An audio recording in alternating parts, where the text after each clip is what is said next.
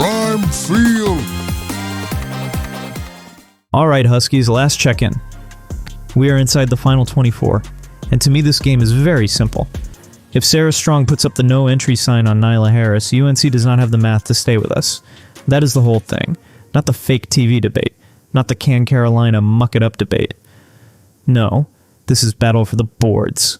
Battle for the extra possessions. Battle for who gets to control the mood of the game.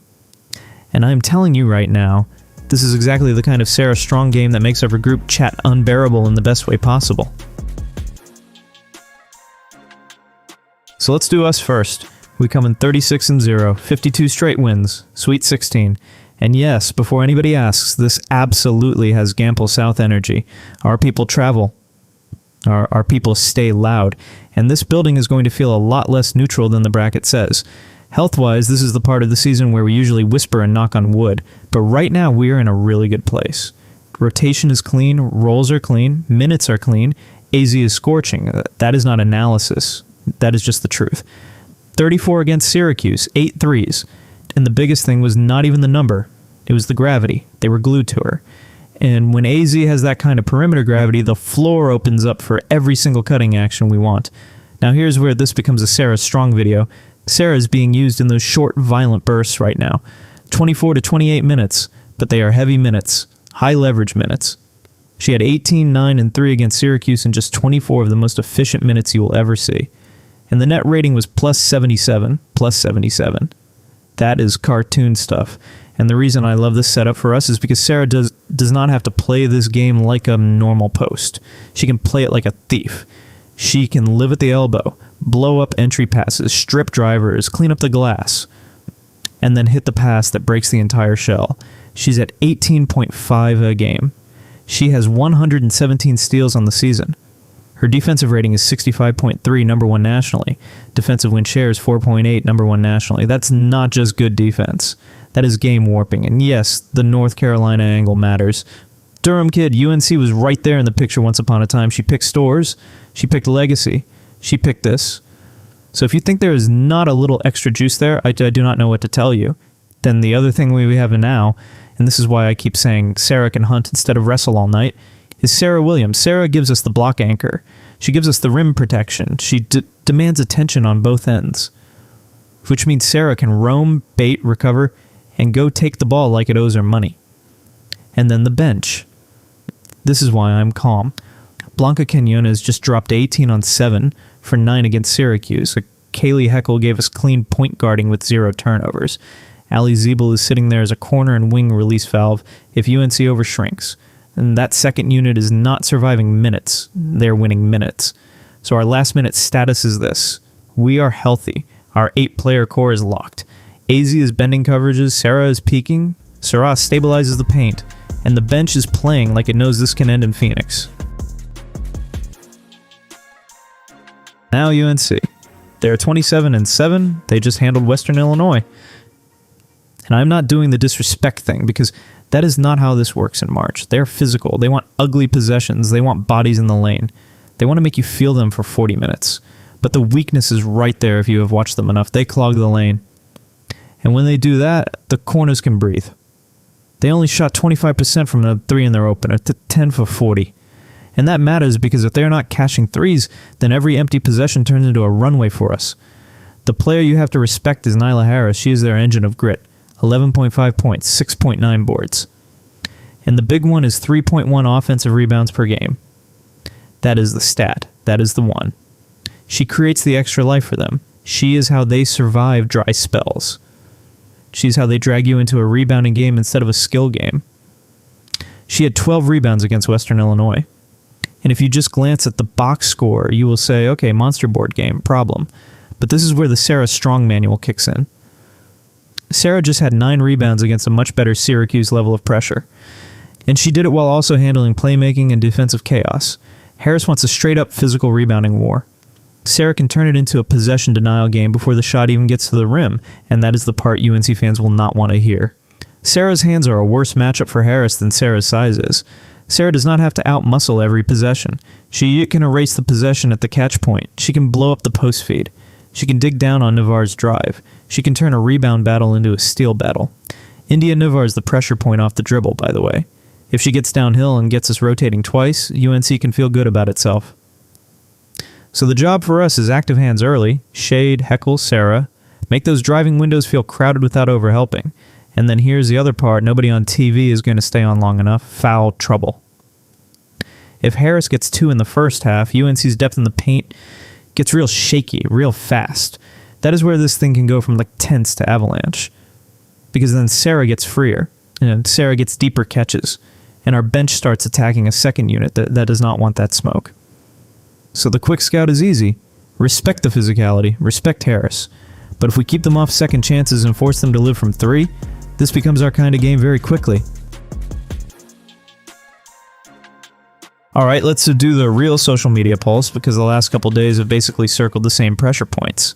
First one, you could make a serious argument that the first half against Syracuse was not only the best half ever played by a women's team at UConn, but also that it was the greatest half ever played by a women's college basketball team. And then, no cheap fouls by Sarah or Azzi. A loose Blanca, Kaylee, and Allie. Maintain defensive intensity and pressure. Why that matters to diehards is obvious. That is the whole emotional temperature of this matchup. Nobody's really asking whether we can score. The real question is whether we hand UNC life with whistles, sloppy stretches, or relaxing after the Syracuse high. My response is yes, that gets it. The cheap foul part is the biggest one.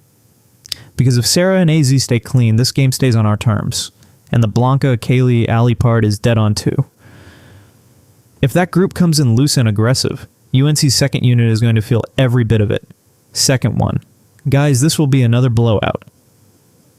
And then, the biggest question all season is how do you prepare for UConn? IMO, you can't prepare for UConn if you did not start back in August like Gino did preparing his team for this March.